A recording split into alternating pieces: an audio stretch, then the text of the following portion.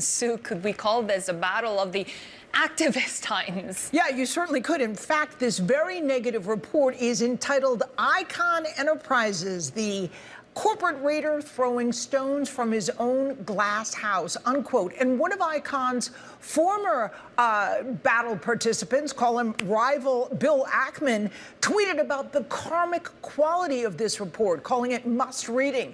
You're looking at the stock price, which dropped dramatically as the report hit the tape. It was a huge hit also to Icahn's personal fortune, an estimated loss of about $10 billion. This after Hindenburg claimed that his company is overvalued.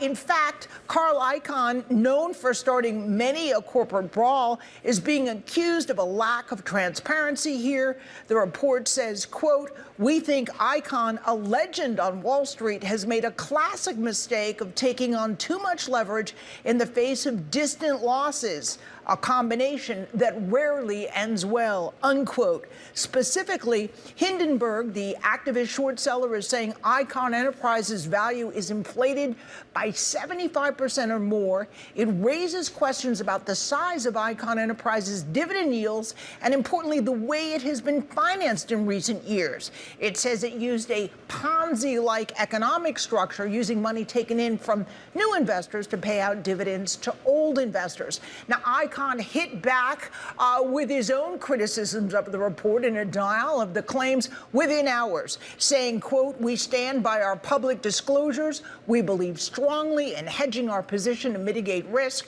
especially in markets that we are living in today."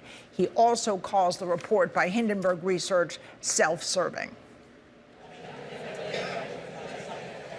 Icahn Enterprises is, of course, just the latest firm to take a hit from Hindenburg.